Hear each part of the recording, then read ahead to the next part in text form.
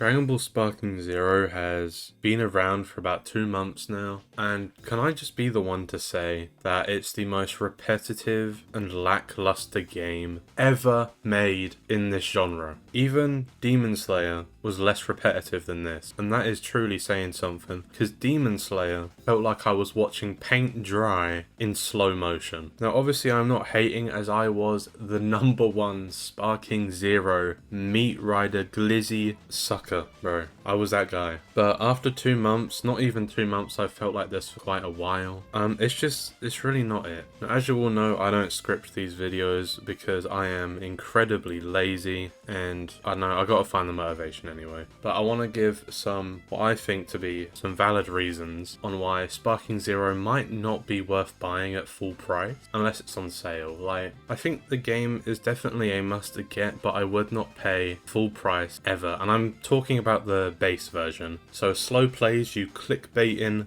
Goten looking, silly Billy, stay out of it, mate, or I'm gonna give you a right hook. I won't do that. So of course, it's 2 months, you'd expect an update by now, and we did get that. And what did it do? It updated some models, changed some abilities to cost more, which is completely fine. I mean, they were pretty broken abilities, and some key usage for dashing. And that's it. We got nothing else. And it's not just me. This game has been criticized for a limited story, which I think is very mixed, because the old Tenkaichi games, their stories wasn't great, but it was enjoyable and it was a polished game. This game is not polished, okay? I have fallen through the map too many times, but when playing the story, you'll notice that you're always fighting on the same stages. Now, Earth, okay, but not everything takes place on Earth. You mainly notice this in the Battle of Gods arc and the Majin Buu arc, that you're playing on stages that in the show or the original source material they were never on. And overall, this game has no stages. When I say no stages, I mean it obviously has stages, but they are so lackluster and they are so repetitive to a point that I would rather play Minecraft Dungeons. I think a game that comes at the base price of around £60/dollars to 90 to then 110 should at least have a bit more stages, especially when the other Tenkaichi games had more variety. The roster has a lot of characters, and overall it does have more characters than the other games, but a lot of the characters don't really feel different to, say, Goku, Vegeta, Broly. They're like the base characters used for the others, especially when we get further down to the other universes in Super. I mean, no one's playing as them anyway, because, I mean, their designs speak for themselves. But later on down the roster, it does seem to be a lot of copy and paste with just a few model changes. And that isn't really a big problem. I mean, you're still getting to fight as like Tapion and what's his name, Analaza and Baby Vegeta and stuff. Like, it's still cool to play as them, but they do feel like copies. I feel like for this game, they tried way too hard on making their ultimates and special attack to be flashy instead of making them feel unique and a fresh experience. Let's say the most fresh experience you'd get in the roster is literally playing as an android, and all that does is means you can't charge your ki. That is it. The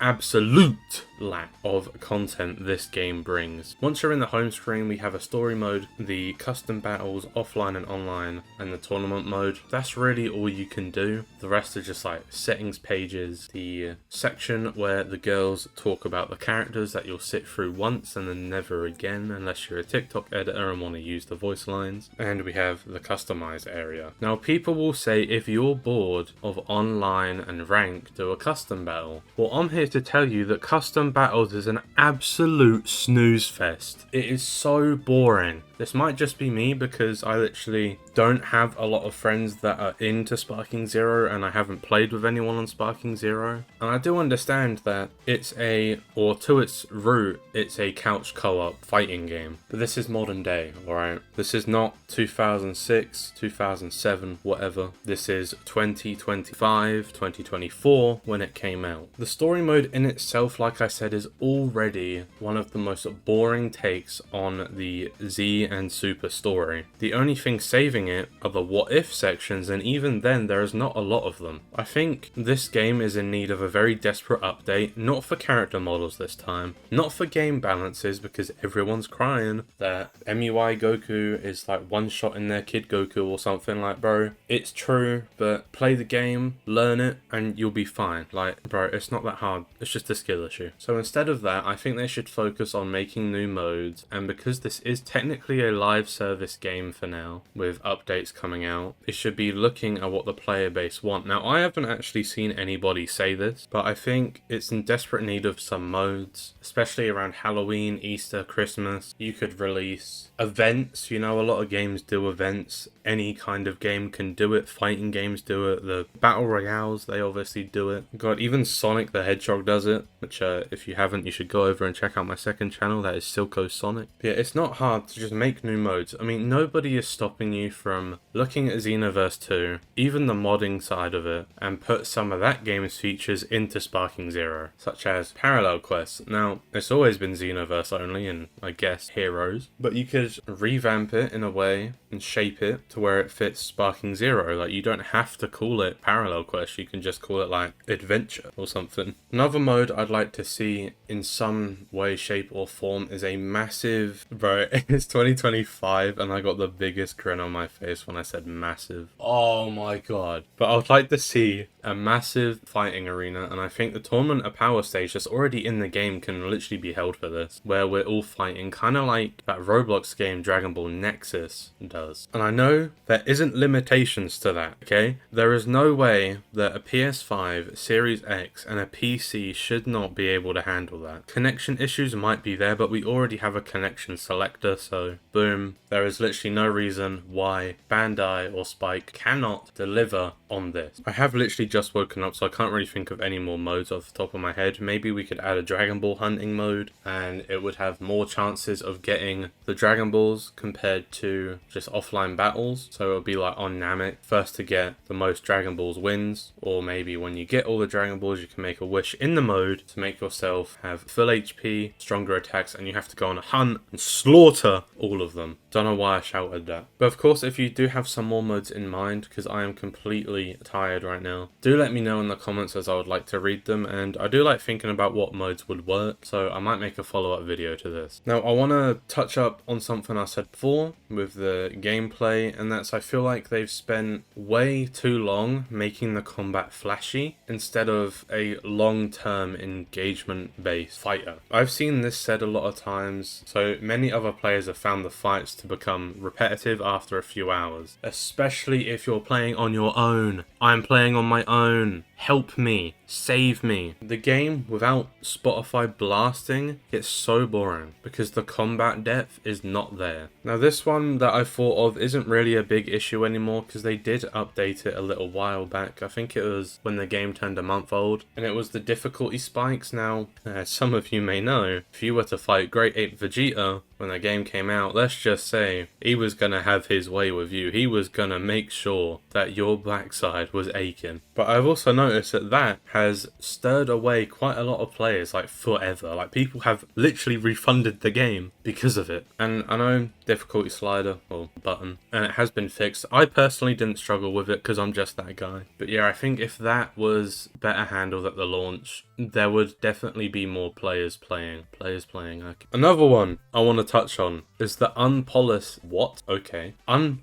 features. I've seen several people and players talk about the feel of the game and how it lacks polish, with technical issues, inconsistent animations, or unoptimized performance on PC. So already you're paying full price for a game that feels unfinished in nearly every single way, and now you've got these problems. I have clipped through the map way too many times, or my camera has spun around really fast like it's spin dashing around and I physically can't see. There is lots of bugs, and I used to be the guy to defend this game with his life. Okay, this game was my god for about 2 weeks. So please before we do modes or after we do modes, fix these issues. The camera going through the map is not what I'm talking about. Some people might think it's that, but it's not. It's when my character literally falls into the ground or gets stuck in a building. And again, I know this game it's not even like 3 months old. It's literally 2 months old, I'm pretty sure. But we waited until December to get an update, and all it did